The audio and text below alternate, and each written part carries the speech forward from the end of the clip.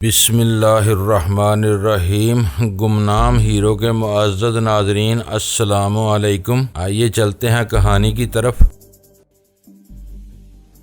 ربی موش ہائمن کی طرف دیکھا تو وہ اپنی کرسی پر براجمان ہو چکا تھا۔ وہ اس وقت گہری نظر سے مجھے ہی دیکھ رہا تھا۔ اس کی آنکھوں میں نرمی کے ساتھ ساتھ مقناطیسی کشش بھی پائی جاتی تھی۔ میں اپنی روحانی قوتوں کے بال بوتے پر ربی کی آنکھوں میں آنکھیں ڈالنے کی قدرت رکھتا تھا۔ اس کا نتیجہ چاہے جو بھی برآمد ہوتا، مگر مجھے ایسا نہیں کرنا تھا۔ اس کو فریب دینے کے لیے انتہائی ضروری تھا کہ میں خود کو اس سے متاثر ظاہر کروں، سو میں نے ایک بار پھر نظریں جھکا لی اور زانوں پر رکھے اپنے ہاتھوں کو گھورنے لگا۔ اسی لمحے ربی کی مخصوص آواز نے میری سماعت پر دستک دی۔ وجدان میرے بچے، اس کی گنجیلی آواز میں بھی بے پناہ تاثر پایا جاتا تھا۔ دوسرے مسلمانوں کی طرح تم بھی یہودیوں کو اپنا دشمن سمجھتے ہو، لیکن اس سوچ کا حقیقت سے کوئی تعلق نہیں۔ یہودیوں نے بارہا مسلمانوں کی مدد کی۔ تاریخ اٹھا کر دیکھ لو، تمہیں خود ہی اندازہ ہو جائے گا۔ لیکن مسلمانوں کے اندر ایک انتہائی متشدد گروہ پایا جاتا ہے جو ہمیں اپنا ازلی دشمن سمجھتا ہے۔ یہ چند انتہا پسند لوگ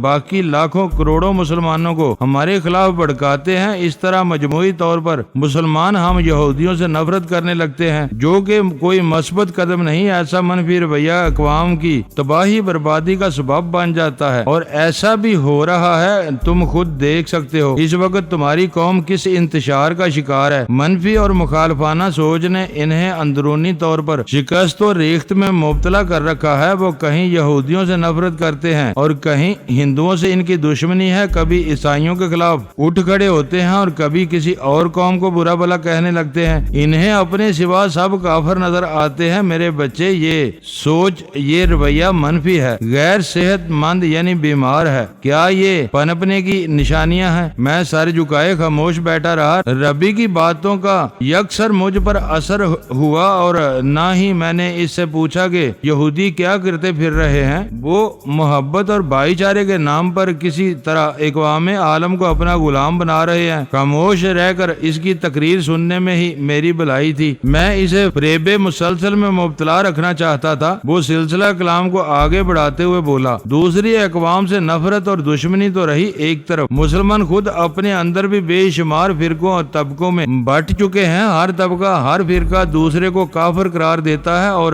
واجب القتل سمجھتا ہے۔ اس اندرونی تفرقے نے کیسے کیسے عبقری کھا ڈالے، کیسے کیسے اعلیٰ دماغ نفرت کی اس آگ نے چاٹ لیے، لیکن میں تمہیں برباد یا ضائع نہیں ہونے دوں گا۔ ربی کی گفتگو کا بیشتر حصہ منافقت اور منافرت آمیز ہی صحیح، لیکن ایک بات اس نے بڑی حقیقت افروز کی تھی۔ آج پوری دنیا کے مسلمان، خصوصاً پاکستانی مسلمان آپس میں بھائی بھائی ہیں کی فلسفی کو فراموش کر بیٹھے ہیں۔ ہر فرقہ، ہر طبقہ خود کو صحیح اور دوسرے کو غلط سمجھتا ہے، اور ایک دوسرے کے خلاف گن، لاٹھی اور خنجر بے دست ہے۔ یہ واقعہ افسوسناک بلکہ شرمناک صورتحال ہے، جو کسی غیر مسلم کے سامنے سر جھکا دینے پر مجبور کر دیتی ہے۔ میں چونکہ یہودیوں کے ربی کی عیاری اور چال بازی سے واقف تھا، اس لیے خاموشی سے اس کا خطبہ سنتا رہا۔ میرے بچے، وہ کہہ رہا تھا، مسلمان قوم میں بڑے بڑے جینیس پیدا ہوئے ہیں، لیکن بیشتر کے ٹیلنٹ کی کلی بن کھلے ہی مرجا گئی۔ انہیں نفرت اور فرقہ واریت کی تپش نے جلسا دیا۔ اس قوم کے بعد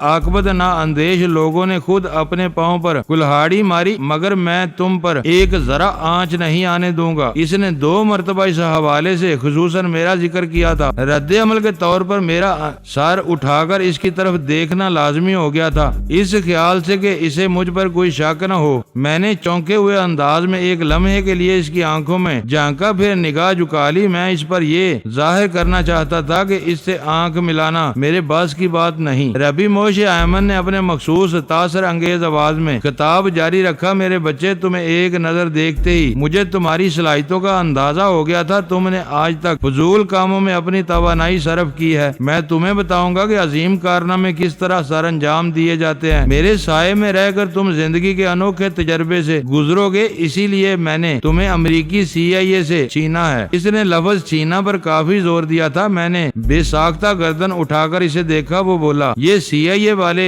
بڑے ذہین اور چلاک بنتے ہیں لیکن یہ بے وقوف تمہاری حقیقت کی گرد کو بھی نہیں پا سکتے۔ اب بھی دیکھ لو، وہ CD کی چوری کا الزام تم پر در رہے ہیں، حالانکہ وہ CD تم نے نہیں چرائی، جس کسی نے بھی چرائی ہے میں جانتا ہوں۔ مجھے ایک جھٹکا سا لگا، ربی کوئی بہت بڑا انکشاف کرنے جا رہا تھا۔ میں نے سوالیہ نظر سے اسے دیکھا، وہ نہایت ہی ٹھہرے ہوئے نرم و ملائم لہجے میں بولا، میرے بچے تم اپنے ذہن کو پریشان نہ کرو، میں جانتا ہوں تم چور نہیں ہو سکتے، وہ سب تمہارے پرتو کی شرارت ہے۔ تمہیں یہ بات کس نے بتائی؟ میں واقعی حیرت زدہ تھا، ربی کی ماورائی قوتیں کھل رہی تھی، یہ راز میرے سوا اور کوئی نہیں جانتا تھا۔ وہ میرے اچانک سوال کا جواب دینے کی بجائے بولا، میرے بچے میں عمر میں تم سے 5-6 گنا بڑا ہوں، لیکن تمہارے لہجے میں وہ احترام نظر نہیں آتا جو ہونا چاہیے۔ تم مجھے جس انداز میں مخاطب کر رہے ہو وہ بدتمیزی کے زمرے میں آتا ہے۔ اپنے لب و لہجے اور تیور کو درست کرو میرے بچے، یاد رکھو بد اخلاقی اور بد تہذیبی انسان کی صلاحیتوں کو اسی طرح تباہ و برباد کر دیتی ہے جیسے لوہے کو زنگ اور لکڑی کو دیمک۔ آسمان بہت بلند، بہت بڑا اور بہت اعلیٰ ہے، اس کی جانب رخ پھیر کر تھوکنے والوں کا تھوک انہی کے چہروں پر گرتا ہے۔ ربی ایک کھلی حقیقت بیان کر رہا تھا، مجھے اس وقت بہت شرمندگی محسوس ہوئی۔ میں نے ندامت امیز نظروں سے اسے دیکھا اور ایک مرتبہ پھر گردن جھکا لی۔ وہ چاہے یہودیوں کا مذہبی پیشوا تھا لیکن اخلاقیات کا ایک کائناتی اصول بیان کر رہا تھا، اس لیے اس کے کہے کو سننا اور اس پر عمل کرنا لازم تھا۔ بہرحال میں تم سے ناراض نہیں ہوں، اس لیے تمہارے سوال کا جواب ضرور دوں گا۔ وہ رسانیت اور محبت کی آمیزش اپنے مخصوص لہجے میں بھرتے ہوئے بولا، جب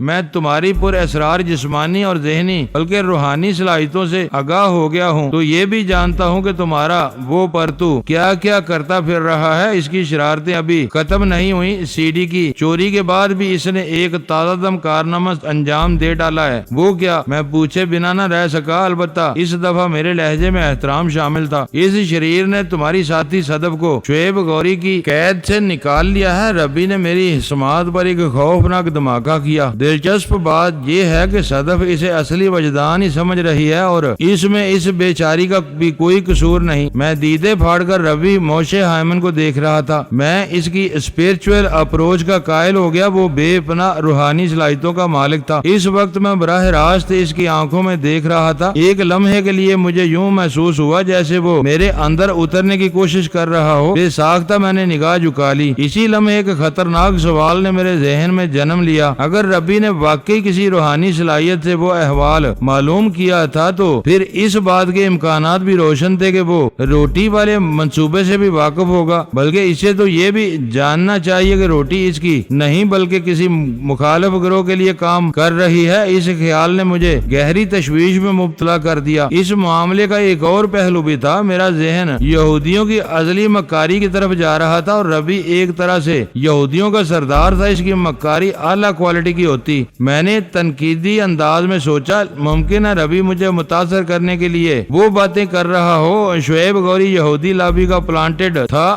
صدف غوری کی قید سے نکل گئی ہو، وہاں کی ساری خبریں ربی تک پہنچ گئی ہوں اور اب یہ مجھ پر روب جھاڑنے کے لیے یہ سراسر پر اسرار انداز اختیار کر رہا ہو۔ ہونے کو کچھ بھی ہو سکتا تھا، لیکن ربی کے ایک انکشاف پر میں واقعی حیرت زدہ تھا، اور وہ یہ کہ نقلی وجدان کی کوڑی وہ خوب لایا تھا۔ CD کی چوری والے معاملے کی حقیقت صرف مجھ تک محدود تھی۔ اس سلسلے میں ربی نے واقعی مجھے حیران کر دیا تھا۔ میرا دھیان لامحالہ صدف کی طرف چلا گیا۔ ربی کے مطابق صدف نقلی وجدان کی اصلی سمجھ رہی تھی۔ پتہ نہیں وہ بدماش اس کے ساتھ کیا کیا بدماشیاں کر رہا ہوگا۔ صدف مجھے بے پناہ چاہتی تھی، اپنی چاہنے والوں کو بیچ منجدار نہیں چھوڑا جاتا۔ صدف میری ایک منتخب ساتھی تھی، اس نے میری جان بچانے کے لیے کئی بار اپنی جان کو داؤ پر لگایا تھا۔ یہاں فون کی سہولت موجود ہے؟ میں نے بے اختیار ربی سے استفسار کیا۔ وہ زیر لب مسکراتے ہوئے نرمی سے بولا، ہاں میرے بچے، یہاں پوری دنیا میں ڈائریکٹ کسی بھی جگہ فون کیا جا سکتا ہے۔ پھر مجھ سے پوچھا، تم کس الجھن میں گرفتار ہو؟ میں فوری طور پر صدف سے رابطہ کرنا چاہتا ہوں۔ میں نے کہا، تم اپنے پرتو کی وجہ سے فکر مند ہو؟ بالکل یہی بات ہے۔ میں نے کہا نا، تم ہر فکر ہر پریشانی کو ذہن سے جھٹک دو۔ ربی مشفقانہ لہجے میں بولا، سب ٹھیک ہو جائے گا میرے بچے، میں ہوں نا تمہاری پشت پر۔ تم دیکھ لینا، میں بہت جلد تمہاری ساتھی کو تمہارے پاس پہنچا دوں گا اور وہ وہ تمہارا پرتو۔ وہ ایک لمحے کو رکا، پھر گمبھیر آواز میں بولا، اس کا بھی بندوبست ہو جائے گا، تم اپنے ذہن کو پراگندہ مت کرو۔ ربی کی باتوں میں بڑی قوی تسلی تشفی تھی۔ میں مطمئن ہو گیا اور فوراً گفتگو کو ساحل کی جانب موڑ دیا۔ میں نے ربی موشے ایمن کو مخاطب کرتے ہوئے کہا، میرے اندازے میں واضح شکوہ تھا، محترم ربی، میرے ایک ساتھی ساحل بھی آپ کی قید میں ہے۔ قید نہیں میرے بچے، وہ ایک مہربان مسکراہٹ کے ساتھ بولا، وہ میری پناہ میں ہے۔ میں نے کہا، برنارڈ لیو نے ساحل کے حوالے سے مجھے جو تفصیلات بتائی وہ انتہائی حیرت انگیز اور چونکا دینے والی ہیں۔ کیا یہ حقیقت ہے ساحل کسی انمول خزانے کے راز سے آگاہ ہے اور وہاں تک رسائی کا ذریعہ بھی جانتی ہے؟ ہم بے مقصد باتوں میں ایک سیکنڈ بھی ضائع نہیں کرتے، وہ پرمانی انداز میں بولا، لیکن مجھے یقین نہیں آ رہا کہ ساحل اتنی گہری بھی ہو سکتی ہے۔ تم نے سنجیدگی سے کبھی اس کی گہرائی ناپنے کی کوشش ہی نہیں کی ہے میرے بچے، وہ رسانیت سے بولا۔ جو لوگ اوپر سے سیدھے سادے اور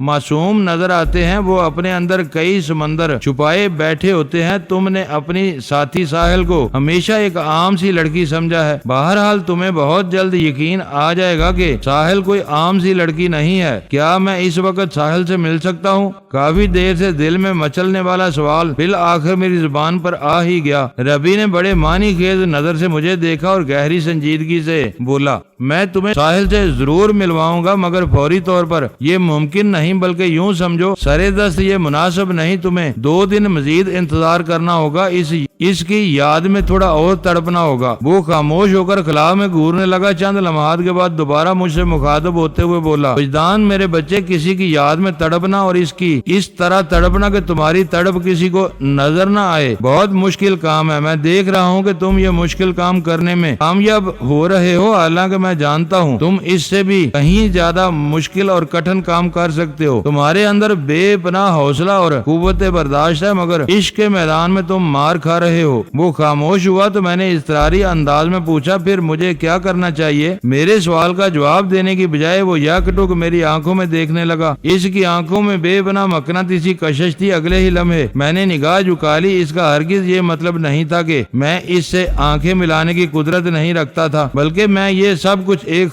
خاص منصوبے کے تحت کر رہا تھا۔ یہ سچ ہے کہ ربی موشے ایمن کی نگاہ سے بے حد تسخیری قوت پوشیدہ تھی، مگر میں بھی کوئی عام آدمی نہیں تھا جو اس سے زیر ہو جاتا۔ میں نے زندگی میں بارہا موت کی آنکھوں میں آنکھیں ڈال کر دیکھا تھا اور کبھی اس سے متاثر نہیں ہوا تھا۔ اس دنیا میں سب سے زیادہ تاثیر والی شے موت ہے، جو بڑے بڑوں کو ہلا کر رکھ دیتی ہے۔ میں موت سے کبھی نہیں ڈرا تھا تو ربی کے سامنے کیا سرنگوں ہوتا۔ میرا متاثر ہونا ایک کھیل تھا جو میں یہودیوں کے ساتھ سب سے بڑے ربی ہائمن موشے کے ساتھ کھیل رہا تھا۔ پتہ نہیں اس اعصابی کھیل میں ہار کس کا مقدر بننے والی تھی اور جیت کس کا نصب النصیب چمکانے والی تھی۔ میں اس بارے میں واقعی کچھ نہیں جانتا تھا۔ میری نظر جھکی تو ربی نے گونجدار آواز میں کہا، میرے بچے، تم جتنی ظاہری اور باطنی صلاحیتوں کے مالک ہو، ابھی تک تم نے اس کا عشر اشیر بھی استعمال نہیں کیا، بلکہ تمہاری کئی صلاحیتیں تو پڑے پڑے زنگ آلود ہو رہی ہیں اور بعض کو تم اپنی جذباتیت سے کند کر رہے ہو۔ لیکن فکر نہ کرو، میں تمہارے ذہن کو پالش کر دوں گا، تمہاری صلاحیتوں کو سیکل کر کے کہ تمہاری شخصیت کے اعتبار سے دیو ہیکل بنا دوں گا۔ تمہیں کچھ نہیں کرنا میرے بچے، اب سب کچھ میں کروں گا، تم بس خاموشی کے ساتھ میری ہدایت پر عمل کرتے جانا۔ وہ آہستہ آہستہ مجھے اپنی راہ پر لا رہا تھا۔ میں بھی یہی ظاہر کرنے لگا کہ میں نے اس کے بچھائے ہوئے جال میں قدم ڈال دیا ہے۔ ایسی پالیسی کو اختیار کر کے میں اسے کسی مرحلے پر چت کر سکتا تھا۔ میں نے نہایت ہی فرما برداری سے کہا، اس وقت میری اداکاری عروج پر تھی۔ ٹھیک ہے محترم ربی، میں آپ کو فالو کرنے کی کوشش کروں گا۔ اگر میری جگہ کوئی عام آدمی ہوتا تو اس کی چابی ربی سے زیادہ دیر تک چھپی نہ رہ سکتی تھی۔ وہ تو اللہ کا شکر اور میرے استاد ماسٹر ہینگ پائی کا احسان تھا کہ میں ربی کے سامنے ثابت قدمی سے ڈٹا ہوا تھا۔ چی کی پوشیدہ قوت اور یوگا کی ٹریننگ میرے لیے ایک مضبوط ڈال ثابت ہو رہی تھی۔ میری اطاعت مندی پر ربی خوش ہو گیا۔ شاباش میرے بچے، تم نے میرا دل بڑھا دیا ہے، وہ شفقت بھرے لہجے میں بولا۔ میں کسی بچے کی طرح مچل کر بولا، 2 دن بعد آپ مجھے ساحل سے ملوا دیں گے نا؟ ضرور میرے بچے، یہ میرا تم سے وعدہ ہے۔ میں نے پوچھا، محترم ربی، آپ نے بتایا ہے ساحل آپ کی پناہ میں ہے، اس سے تو یہی نتیجہ نکلتا ہے اس کی جان کو کوئی خطرہ لاحق ہے۔ تم بالکل صحیح خطوط پر سوچ رہے ہو، وہ مربیانہ انداز میں بولا۔ میرے بچے، ساحل کے سینے میں جتنا راز پوشیدہ ہے، اس کے حصول کے لیے تو سارا عالم اس کا دشمن بن سکتا ہے، لیکن لیکن فی الحال ایک خاص گروہ اس کے تعاقب میں ہے، اسی لیے احتیاط کے پیش نظر اسرائیل سے بجائے اسے الاسکا لایا گیا ہے۔ بعد میں تم دونوں کو اسرائیل بھیج دیا جائے گا۔ ایک لمحے کے توقف سے اس نے اضافہ کرتے ہوئے کہا، لیو نے تمہیں اس بارے میں تو بتایا ہوگا، صرف اس حد تک پہلے ہمیں اسرائیل پہنچایا جانے والا تھا، پھر کسی مصلحت کی بنا پر الاسکا لایا گیا ہے۔ میں نے بدستور نگاہ جھکائے ہوئے کہا، اس نے کہا تھا اس سلسلے میں تفصیل سے آپ آگاہ کریں گے۔ اس نے بالکل ٹھیک کہا تھا، ربی ٹھہرے ہوئے لہجے میں بولا۔ تفصیلات کے سلسلے میں تم فی الحال اتنا جان لو کہ ایک گروہ تمہارے ساتھی کی تلاش میں ہے۔ دراصل وہ لوگ بدھ کے پیروکار ہیں اور اسرائیل میں بھی ان کے کچھ آدمی بیس بدل کر کام کر رہے ہیں۔ مجھے ان کے منصوبے کی بھنک پڑ گئی، وہ ساحل کو اڑا لے جانا چاہتے ہیں، اسی لیے میں نے CIA کو مجبور کیا اور چند دنوں کے لیے تمہیں الاسکا بلا لیا۔ میں عموماً اسرائیل میں موجود رہتا ہوں، اگر کوئی خاص مشن درپیش ہو تو الاسکا کی اس خفیہ ٹھکانے پر آ جاتا ہوں۔ مجھے امید ہے ہم بہت جلد اپنے ملک کو سازشی عناصر سے صاف کر دیں گے۔ ربی کے انکشاف نے مجھے راکیل عرف روٹی کے بارے میں سوچنے پر مجبور کر دیا۔ اس نے بتایا تھا کہ اس کے بڑے تہہ خانے کے راز کی حفاظت کر رہے ہیں اور اسی سلسلے میں وہ مجھے اور ساحل کو یہودیوں کے چنگل سے نکال لے جانا چاہتے تھے۔ اس سے تو یہی ثابت ہوتا تھا راکیل بدھ مت کے ماننے والوں کے لیے کام کر رہی تھی، گویا یہ یہودیت اور بدھ مت کے درمیان ایک خوفناک جنگ تھی۔ بدھ کے پیروکار نیل کنٹھ کی عبادت گاہ کے تہہ خانے میں پوشیدہ قیمتی خزانے کی حفاظت کر رہے تھے، جبکہ یہودیوں کا ربی موشے ہائمن سونے کے ذخیرے کے ساتھ ساتھ 5 نایاب اور انمول بے مثال سٹونز پر بھی ہاتھ صاف کرنے کا ارادہ رکھتا تھا۔ اور واقعہ یہ کہا جا رہا تھا ان قیمتی پتھروں کی ایک روحانی اور ماورائی حیثیت بھی تھی۔ یہودی ذہنیت کھل کر سامنے آ گئی تھی، وہ روئے زمین پر حکمرانی کا خواب دیکھ رہے تھے، اقوام عالم کو اپنا محتاج بلکہ غلام دیکھنا چاہتے تھے۔ ان 5 پر اسرار پتھروں کا حصول بھی اسی سلسلے کی ایک اہم کڑی تھی۔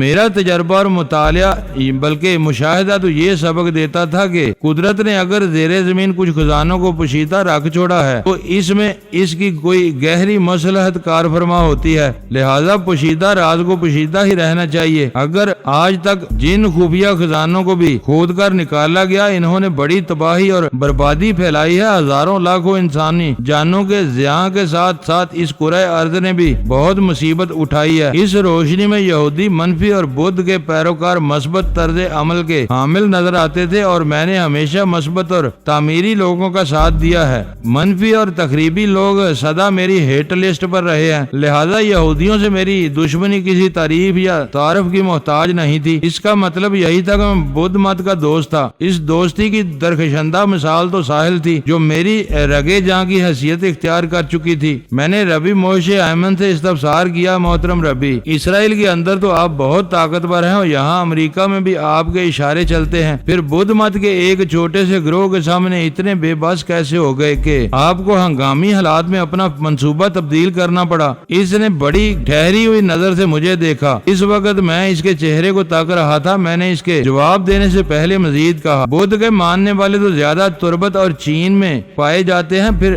تھائی لینڈ وغیرہ میں ان کی بھاری تعداد ملتی ہے۔ ایسا ہی کیا ہے کہ انہوں نے اسرائیل اور امریکہ میں آپ کو مجبور کر دیا؟ وہ بڑی سنجیدگی سے مسکرایا اور گمبھیر آواز میں بولا، میرے بچے، ہم مجبور ہیں اور نہ ہی بے بس۔ اسے تم ہماری مصلحت اندیشی اور احتیاط پسندی سمجھ لو، اور یہ تمام تر احتیاط محض اس لیے برتی جا رہی ہے کہ اس گروہ کی پشت پر ایک بہت بڑے شخص کا ہاتھ ہے، ورنہ ان چوہے کی شکل والے گنجو ٹکلوں سے کون ڈرتا ہے؟ بات ختم کرتے کرتے ربی کے لہجے میں بے پناہ حقارت دارائی تھی، اور یہ بڑی اہم بات تھی، ورنہ وہ ایک اب تک نرم اور شائستگی کا دامن تھامے ہوئے تھا۔ ربی موشے نے ان لوگوں کے خلاف اپنی نفرت اور دشمنی کو ظاہر کرتے ہوئے اپنی اصلیت کھول دی تھی۔ وہ اپنے خول سے باہر آیا تو پتا چلا اس کی شخصیت میں شامل محبت اور صلح جوئی کسی ڈرامے اور دکھاوے سے زیادہ حیثیت نہیں رکھتے تھے۔ میں نے اس کے انکشاف کے حوالے سے سوال کیا، محترم ربی، آپ کے خیال میں اس گروہ کی پشت پناہی کون کر رہا ہے؟ دلائی لاما، اس نے ٹھہرے ہوئے لہجے میں کہا۔ کیا واقعی؟ میرے لہجے میں حیرت، اصلی حیرت تھی۔ اس نے سر کو اسباتی جنبش دی۔ ہاں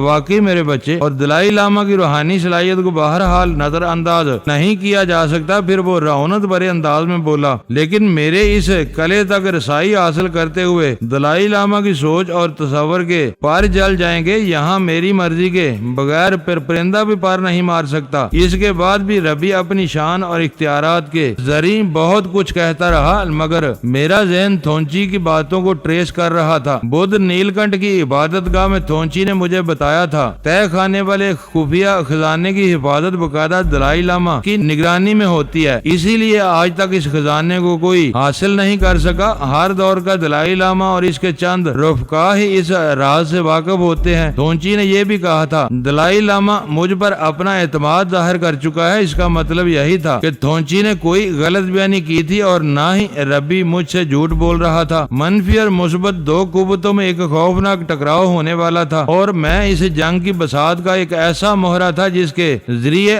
ہر دوسرا اپنے مد مقابل کو پیٹنے کی کوشش میں تھا۔ ربی مجھے حاصل کر چکا تھا اور لاما کے وفادار ہمیں اس پہاڑی سے باہر نکالنے پر کمر بستہ تھے۔ ابھی تک راکیل اور مائیکل کے نام سامنے آئے تھے۔ راکیل نے مجھے بتایا تھا ان کے دو ساتھی اور وہاں تھے جو ہمیں اپنے ساتھ ماؤنٹ مکنلے سے باہر لے جانے والے تھے۔ ماؤنٹ مکنلے سے نکلنے کا مطلب یہ تھا کہ ہم دینالی ہیل پارک سے بھی باہر نکل جاتے اگر کوئی انڈر گراؤنڈ راستہ تیار کیا جاتا تو، ورنہ ہم پہاڑ سے نکل کر پارک میں آ جاتے۔ اس کے بعد حالات ہمیں پارک سے لے جاتے۔ اس کے بارے میں قبل از وقت کچھ نہیں کہا جا سکتا تھا۔ تم کس سوچ میں غرق ہو میرے بچے؟ میں خیالات کے تندو تیز دھارے میں کسی تنکے کے مانند بہ رہا تھا کہ ربی موشے ہائمن کی آواز میری سماعت سے ٹکرائی۔ میں نے چونک کر اس کی طرف دیکھا، وہ اپنی کرسی سے کھڑا ہو چکا تھا اور میری جانب قدم بڑھا رہا تھا۔ میں اس کی آنکھوں میں دیکھنے لگا۔ وہ میرے صوفے کے قریب آتے ہوئے بولا فضول کی سوچوں اور واہموں سے اپنے دماغ کو پریشان نہ کرو میرے بچے، میں محسوس کر رہا ہوں تو کہ تمہیں نیند آ رہی ہے، آرام سے سو جاؤ، اسی صوفے پر دراز ہو جاؤ۔ اس کی آواز میں ترغیب کا عنصر شامل ہو گیا تھا۔ میں سمجھ گیا کہ اب وہ مجھ پر کوئی جنتر منتر اور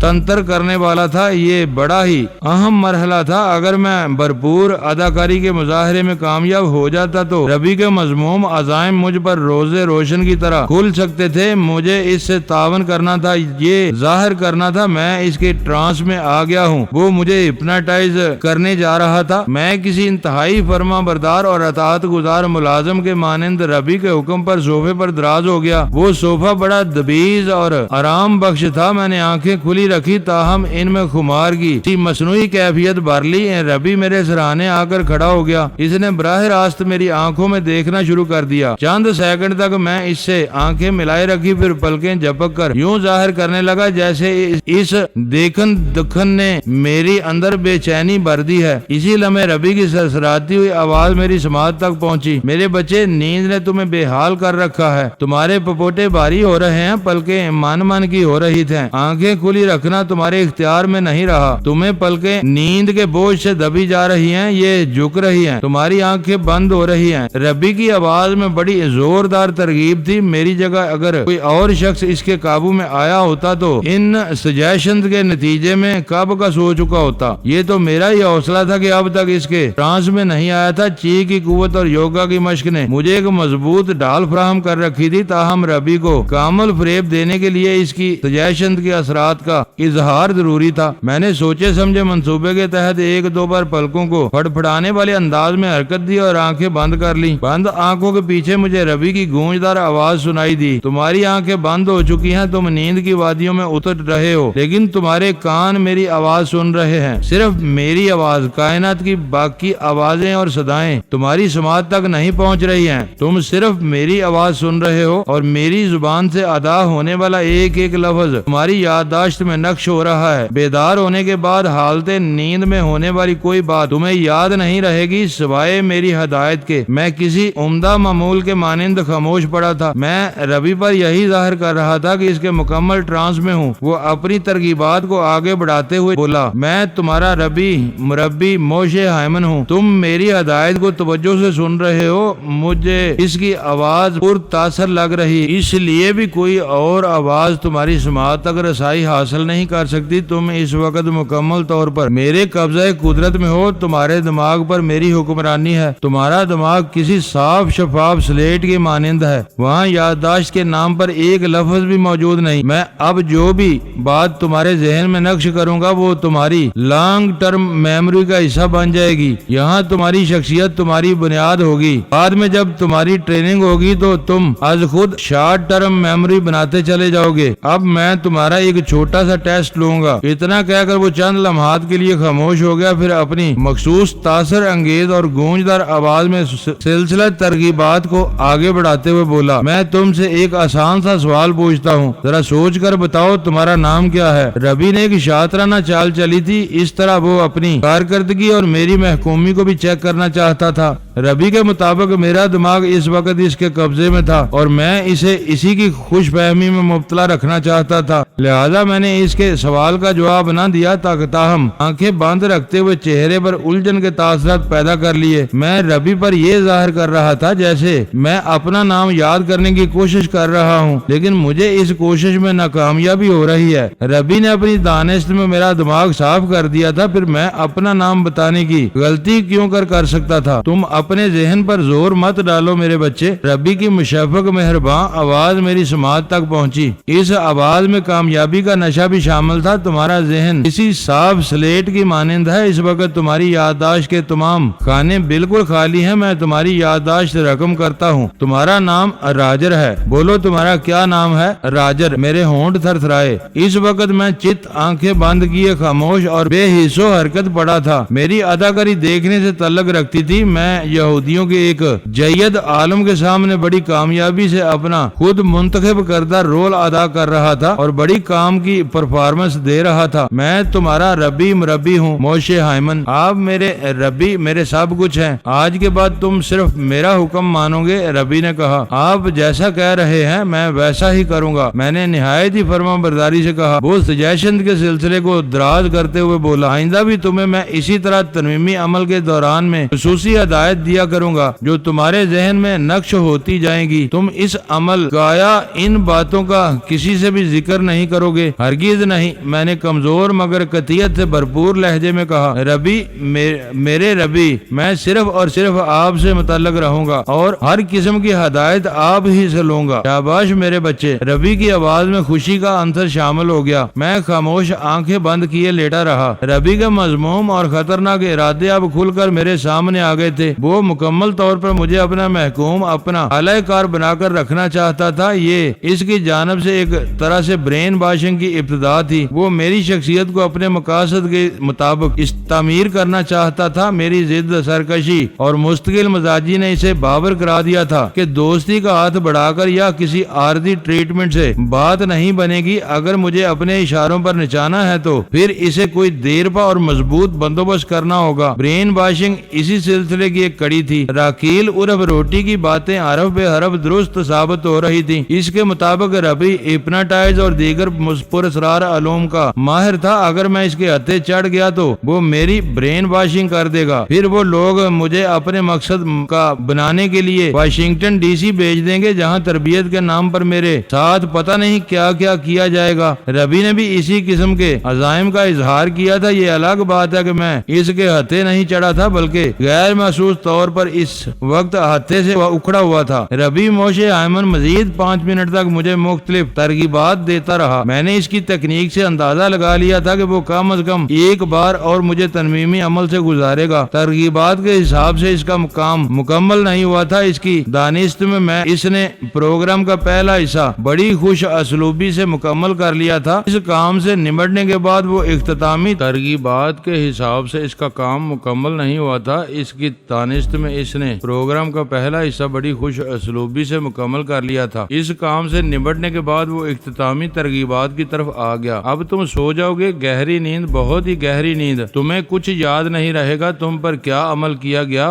واقعات اور حالات کو تم بھول جاؤ گے، تاہم تمہارے ذہن میری ہدایت کو یاد رکھے گا۔ بیدار ہونے کے بعد تم یہی سمجھو گے کہ ناشتے کے بعد تم گہری نیند سو گئے تھے، بے خبری کی نیند۔ تمہاری آنکھ اسی کوٹڑی میں کھلے گی جہاں تم نے ناشتہ کیا تھا۔ تم کم از کم گھنٹے تک پرسکون میٹھی اور گہری نیند سو گے۔ نیند، گہری نیند اور گہری نیند۔ اس تکرار کے ساتھ ہی موشے ہائمن نے ترغیبات کا سلسلہ موقوف کر دیا۔ وہ میرے سرانے ہی کھڑا رہا، یقینی طور پر وہ گہری نظر سے میرے چہرے کے تاثرات کا جائزہ لے رہا ہوگا۔ میں نے یہی ظاہر کیا جیسے بے خبری کی نیند سو رہا ہوں۔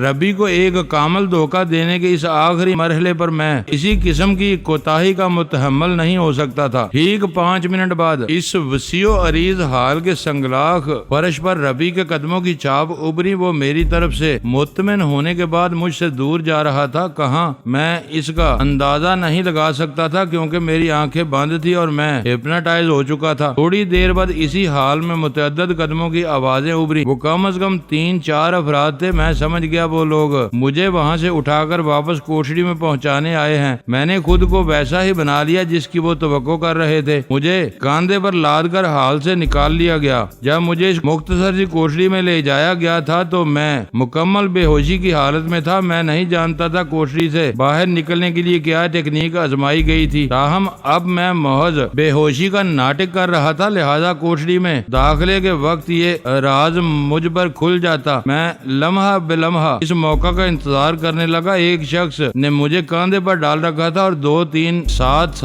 چل رہے تھے۔ مختلف راہداریوں سے گزرنے کے بعد وہ لوگ ایک جگہ رک گئے۔ یقیناً وہ کوٹڑی کے قریب پہنچ گئے تھے۔ میرا اوپری دھڑ اٹھانے والے کی پشت پر لٹک رہا تھا اور ناف اس کے کندھے پر ٹکی تھی۔ میں اس سنہری موقع کو کھونے کا تصور بھی نہیں کر سکتا تھا۔ میں نے جسمانی طور پر خود کو یکسر بے سود ثابت کیا اور ایک آنکھ ذرا سی کھول کر ماحول کا جائزہ لیا۔ میں چونکہ سر کے بل لٹک رہا تھا اس لیے سب پہلے پختہ راہداری کا فرش میری نظر میں آیا، پھر میری نگاہ ان افراد کے قدموں پر چلی گئی۔ میں اس سے زیادہ راہداری کا جائزہ نہ لے سکا کیونکہ اسی وقت میری آنکھ نے ایک ایسا منظر دیکھا تھا کہ میری تمام تر توجہ اسی جانب مبذول ہو گئی۔ راہداری نیم روشن تھی اور ہم جس دیوار کے نزدیک کھڑے تھے اس میں اچانک ایک شگاف سا نمودار ہوا تھا۔ یوں محسوس ہوا تھا جیسے 2 بڑے پتھر سلائیڈنگ ڈور کے مانند سائیڈ میں کھسک گئے ہوں۔ اس شگاف کی دوسری جانب مجھے وہی کوٹڑی دکھائی دی جو پچھلے 12-15 گھنٹوں سے میری قیام گاہ رہی تھی۔ مجھے یہیں سے لے جایا گیا تھا۔ اس رات سے پردہ اٹھا تو میرے ذہن میں بدھ نیل کنٹھ کی عبادت گاہ کے تہہ خانے کا منظر گھوم گیا۔ ساحل کے باب تھونچی نے فاسنگ بدھا کے پاؤں کے نزدیک واقع پتھروں سے تھوڑی چھیڑ چھاڑ کی تھی اور اسی سلائیڈنگ انداز میں تہہ خانے داخلے کا راستہ کھل گیا تھا۔ عین ممکن تھا یہاں راہداری کی اس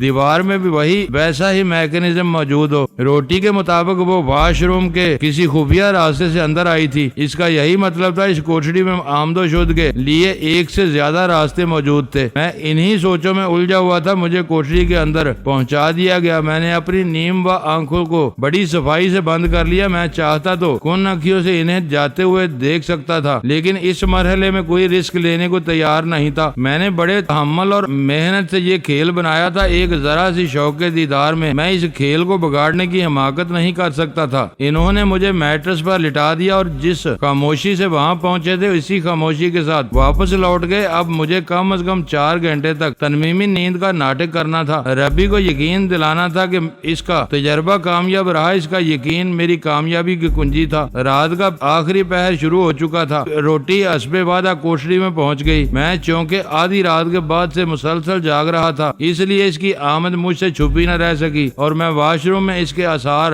محسوس کرتے ہی اس کی جانب بڑھ گیا۔ میں 4 فٹ طویل دراڑ کے آخری سرے پر پہنچا تو وہ آمد کے شگاف کو بند کر کے پلٹ چکی تھی۔ مجھ پر نگاہ پڑتے ہی وہ چونک اٹھی جیسے میں نے اس کی کوئی چوری پکڑ لی۔ میں نے واش بیسن والا نل کھولنے کے بعد اس کی طرف دیکھتے ہوئے سرگوشیانہ لہجے میں کہا، گھبرانے کی ضرورت نہیں، میں اس کوٹڑی میں آمد و رفت کے ذریعے سے واقف ہو چکا ہوں۔ معزز ناظرین، لائک کریں، شیئر کریں اور کمنٹس باکس میں پاک آرمی زندہ باد، پاکستان پائندہ باد کا نعرہ ضرور درج کر کے اپنے ملک پر فخر کریں اور پاکستان کی بنیادیں مضبوط کرنے میں اپنا کردار ادا کریں۔ ویڈیو دیکھنے کا شکریہ۔ معزز ناظرین، اپنا خیال رکھیے گا اور ہمارے چینل کا بھی۔ ISI پاک آرمی زندہ باد، پاکستان پائندہ باد۔